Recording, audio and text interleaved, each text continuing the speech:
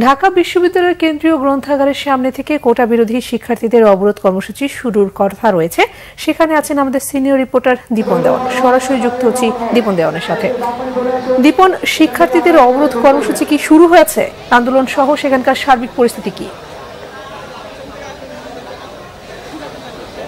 প্রচন্ড গরমের মধ্যে শিক্ষার্থীরা সকাল 10টার কিছু পর থেকে এখানে জমায়েত হয়েছেন এবং কিছুক্ষণ আগে ঢাকা বিশ্ববিদ্যালয়ের বিভিন্ন হলের শিক্ষার্থীরা এই বাংলা ব্লকেটের কে কোন পয়েন্টে অবস্থান করবেন সেটি বন্টন করে দেওয়া হয়েছে এবং সেই বন্টন করে দেওয়ার পরই এই মুহূর্তে আমার পেছনে যদি আপনি খেয়াল করেন, শিক্ষার্থীরা ধীরে ধীরে এগিয়ে যাচ্ছেন।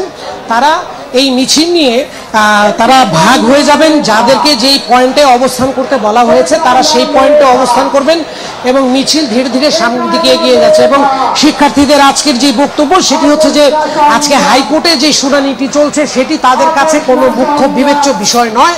তারা মূলত তাদের যে দাবি সেই দাবির বিষয়ে তারা একটি নির্বাহী আদেশ চান, যেন না ভবিষ্যতে আবার এই কোটার বিষয় নিয়ে কোনো ধরনের জটিলতা তৈরি না হয়। যার কারণে তারা একটি নির্বাহী আদেশ নিয়ে তারা তাদের এই যৌক্তিক দাবিটিকে একটি সুন্দর জায়গাতে নিয়ে দাঁড় করাতে পারেন। এবং এই কর্মসূচি যেটি রয়েছে তারা এটিও দিক নির্দেশনা দিয়েছেন যে যারা যেখানে অবস্থান করবেন কোথাও যেন কোনো ধরনের বৈরী পরিস্থিতি না হয়, সবাই যেন শান্তিপূর্ণভাবে তাদের আন্দোলনটি চালিয়ে যেতে পারেন।